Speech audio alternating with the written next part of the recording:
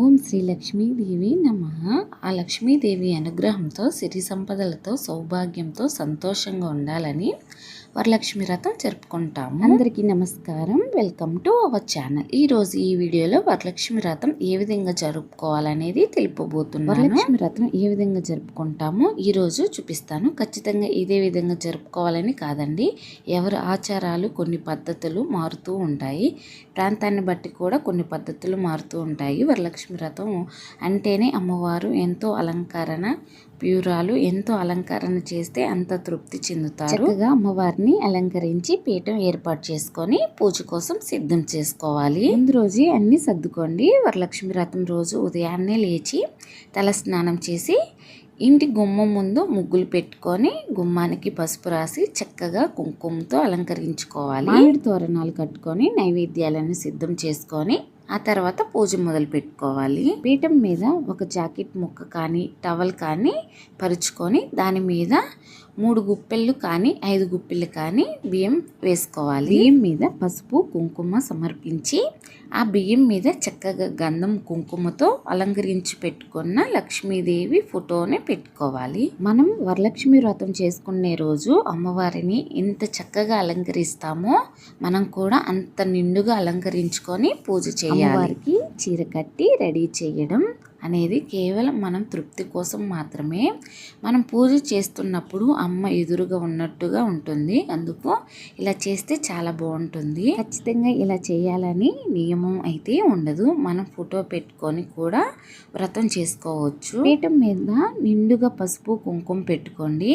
మీరు ఏదైనా కుంకుమ బర్ణలో కానీ లేదా గిన్నెలో కానీ పెట్టుకొని అమ్మవారి పక్కన పెట్టుకోండి. అలాగే లక్ష్మీదేవి విగ్రహాన్ని పెట్టుకొని లక్ష్మీదేవి విగ్రహానికి అటు ఇటు ఏనుగులు పెట్టుకొని, ఒకవేళ మీ దగ్గర ఏనుగులు లేకపోతే 2 పసుపు కొమ్ములు తీసుకొని గంధం కుంకుమతో అలంకరించి అటు ఇటు తమలపాకులు పెట్టి దాని మీద పెట్టుకోండి. కలశం కోసం సిద్ధం చేసుకోవాలి. ఒక ప్లేట్లోకి గంధం కుంకుమ అలంకరించి ప్లేట్ని పీఠం మీద పెట్టుకోండి. ఈ ప్లేటు ఖచ్చితంగా వెండి ప్లేట్ కానీ రాగి ప్లేట్ కానీ ఇత్తడి ప్లేటు మాత్రమే తీసుకోవాలి. ఆ తర్వాత బియ్యం మీద పసుపు కుంకుమ సమర్పించి దాని మీద కలశం చెమ్ము పెట్టుకోవాలి.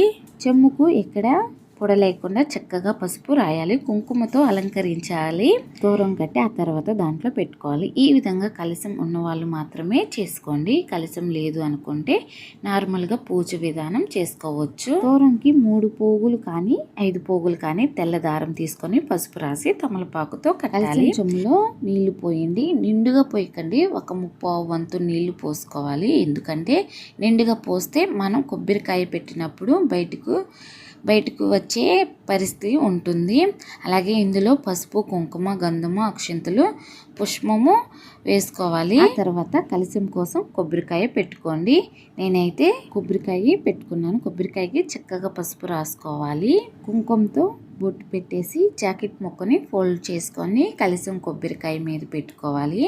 అమ్మవారికి వస్త్రం అన్నమాట. జాకెట్ ముక్క ఫోల్డ్ చేసుకున్న తర్వాత గంధం కుంకుమతో అలంకరించుకోవాలి.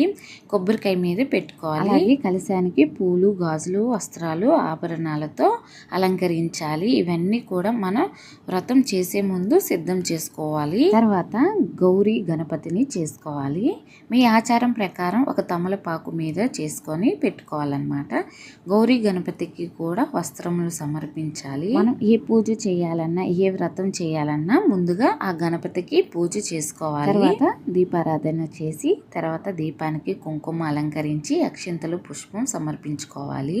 వరలక్ష్మి వ్రతం రోజు కామాక్షి దీపారాధన చేస్తే కూడా చాలా మంచిదండి. చేసేటప్పుడు మనం ఫోన్లో కానీ బుక్ కానీ తీసుకొని చదువుకుంటూ ఉండి పూజ చేసుకోవాలన్నమాట.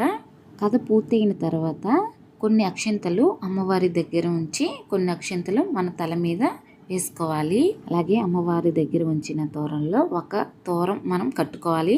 అయితే ఏ వ్రతంలో అయినా పెళ్ళైన వాళ్ళు ఆడవాళ్ళు వ్రతం చేసుకుంటే తోరం ఎడమ చేతికి కట్టుకోవాలి. కానీ వరలక్ష్మి వ్రతంలో మాత్రం ఆడవాళ్ళందరూ కూడా పెళ్ళైన ఆడవాళ్ళైనా సరే కూడి చేతికి తోరం కట్టుకోవాలి. ఇంకా మీ వీలుని బట్టి నైవేద్యాలు ఏమైనా తయారు చేసి పెట్టవచ్చు.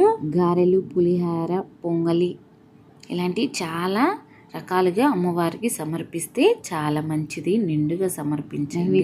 సమర్పించిన తర్వాత కొబ్బరికాయ కొట్టి హారతి ఇచ్చుకోవాలి. ఇలా పూజ చేసుకున్న తర్వాత ఎవరైనా ఒకరైనా ముగ్గురైనా ఐదుగురైనా ముత్తైదులకి వాయనం ఇచ్చి ఆ తర్వాత భోజనం చేయాలి.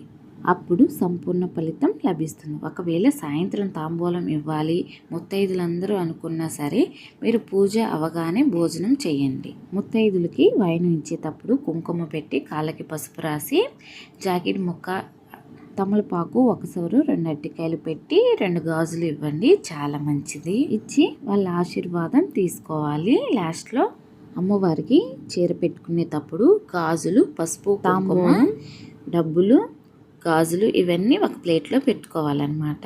అవి కాకుండా విడిగా గాజులు తీసుకొని జాకెట్ ముక్కలు తీసుకొని జాకెట్ ముక్కలు కాకపోతే తాంబూలం పెట్టి ఇవ్వండి. చాలా మంచిదన్నమాట. పూజ అయిపోయిన తర్వాత పీఠం ఎలా కదపాలి అనేది సాయంత్రం పూట పీఠం కొంచెం జరపవచ్చు, లేదా 3వ రోజు అయినా పీఠం జరిపి తీసుకోవచ్చు. అన్ని ఆ అమ్మవారి అనుగ్రహంతో ప్రతి ఒక్కళ్ళు కూడా ఆయు ఆరోగ్యాలతో సంతోషంగా ఉండాలని మనస్ఫూర్తిగా కోరుకుంటున్నాము. ఈ వీడియో కానీ మీకు నచ్చినట్లయితే లైక్ చేసి మీ స్నేహితులకు బంధువులకి షేర్ చేయండి. మరిన్ని వీడియోస్ కోసం మన ఛానల్ని సబ్స్క్రైబ్ చేసుకోండి.